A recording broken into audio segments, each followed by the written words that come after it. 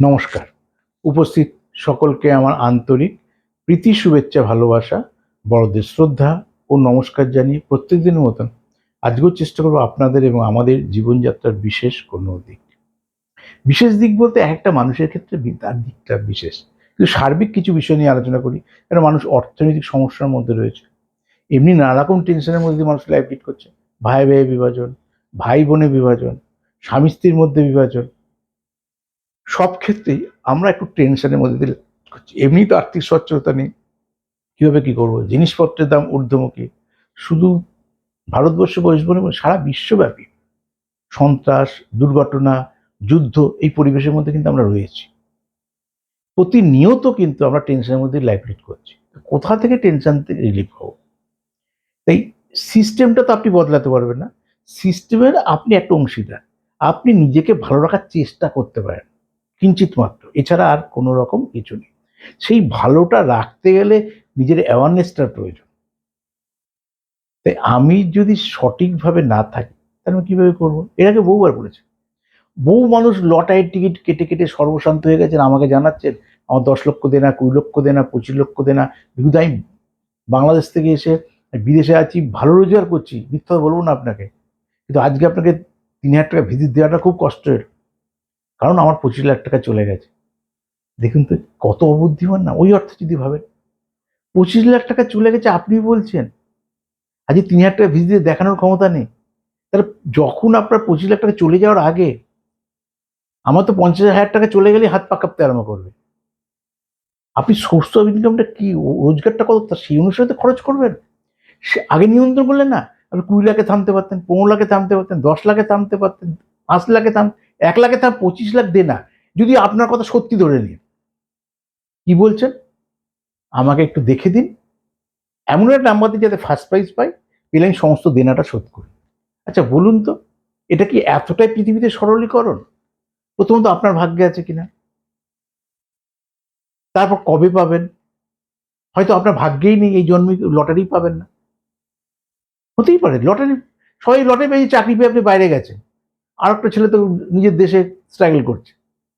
নিজেই বলছেন 50,000 1 লাখ টাকা মায়না পায়, বাড়িতে আজ টাকা পাঠাতে পারছেন কারণ দেনাগ্রস্ত হয়ে গেছে। তাই লটারি টিকিট কাটা আগে বন্ধ করুন, আর দেখে নিন কোনো কালশুভ যোগ, কোনো নেগেটিভ যোগ আছে কিনা। নেগেটিভ যোগ থাকে আগে লটারি টিকিট কাটা বন্ধ করুন। যারা এরকম দেনাগ্রস্ত হচ্ছেন, দারিদ্র যোগ আছে কিনা দেখে নিন। আর লটারির টিকিট কাটাটা কোনো পজিটিভ হয়ে না। বললে বলবেন জ্ঞান দিচ্ছে, যে কাটে সেভাবে বিরুদ্ধে জ্ঞান দিচ্ছে। আমার জ্ঞান দেওয়া শুনতে হবে না। আবার আমি বললেও লটারি টিকিট কাটা বন্ধ করে দেবে এটাও না। আমি বললেও লটারি টিকিট কাটা যে বিক্রেতা তার বিক্রি হবে না তাও না। কিন্তু তবুও অ্যাওয়ারনেসের জন্য বোঝাই, যারা কাটেননি তারা নতুন করে আর লটারি টিকিট কাটার ক্ষেত্রে অগ্রসর হইয়েন না। কিন্তু আপনি টিকিট কাটছেন, তাহলে আপনার সেই সম্পর্কে কিছুটা ধ্যান ধারণা থাকতে হবে। সেখানে দেখুন একটা নাম্বারের কম্বিনেশন দিয়েছি। কি দিয়েছি? 01010। কি সাংঘাতিক নাম্বার! এইসব নাম্বার টেবিলে পড়ে থাকলে লোকে থাবা দিয়ে নিয়ে নেবে, যারা লটারির টিকিট কাটে বা নাম্বার বোঝে। এই নাম্বারই হয়তো এই নতুন বছরে আপনার লাইফস্টাইল বদলে দেবে। কিন্তু ভাগ্যে আপনার হয়তো নেই। এটা জানবেন কি করে? যতক্ষণ না দেখাবেন। হয়তো ভাগ্যে আছে, কিন্তু আপনি গিয়ে 1432 সালে পরের বছর গিয়ে হয়তো কাটলেন 2025 সালে এপ্রিলের পরে গিয়ে।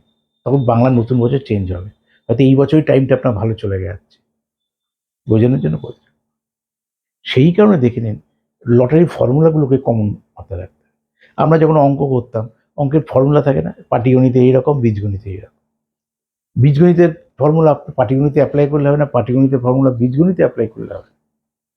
তাই সঠিকভাবে প্রয়োগ করা। এই নাম্বারগুলোর মধ্যে কি রয়েছে? সবই তো জিরো, 3টে তো জিরো আর 2, 1 1 2 2। 2 কিসের নাম্বার? 2 চন্দ্রের নাম্বার।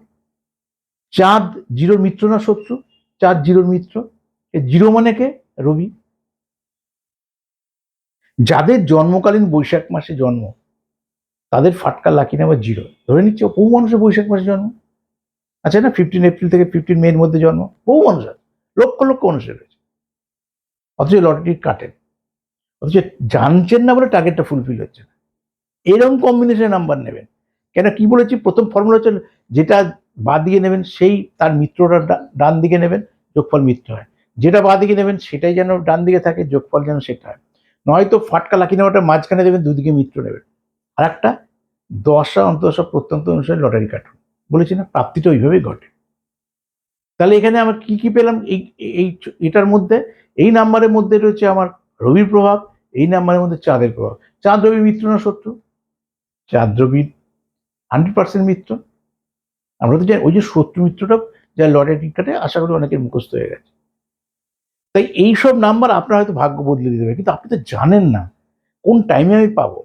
হয়তো পাবো, তখন টিট কাটতেই গেলেন না, জানেন না আপনি কোথা থেকে। অনেকে জানেন ঘুরতে গেছে শিলিগুড়ি, একটা টিট কেটে নিয়েছে, দেখা গেছে সেই টিকিটে তার ফার্স্ট প্রাইজ হয়ে গেছে। সারা জীবন সে নিজের জায়গায় থেকে থেকে টিকিট কেটে কেটে পায়নি। তাহলে ভাগ্যে যদি থাকে আপনার টাকা উড়ে আসবে, চেষ্টা তো আপনাকে করতে হবে। গাছ তো তৈরি হয়নি যে ঝাড়া দিলে টাকা পড়বে। তাহলে পৃথিবীতে এত যুদ্ধ টুদ্ধ হতো না, মানুষ এত শিক্ষাগত যোগ্যতা অর্জন করতো না, সবাই টাকার গাছ গিয়ে নাড়াতো। তাহলে আমাদেরকে মাথায় রাখতে আমাকে চেষ্টা করতে হবে। আর চেষ্টা মানে আজ থেকে, এখন থেকে। এটা নিয়ে আর কাল বলে কোনো শব্দ নেই। তাই আমি শ্রীবিগনাদি আপনার সঙ্গে ছিলাম, আছি, থাকবো। আমার ইউটিউব চ্যানেল শ্রীবিগন মোটিভেশন, লাইক, ফলো, শেয়ার এবং সাবস্ক্রাইব করুন। ততক্ষণ বিদায় নিচ্ছি, ভালো থাকুন, নমস্কার।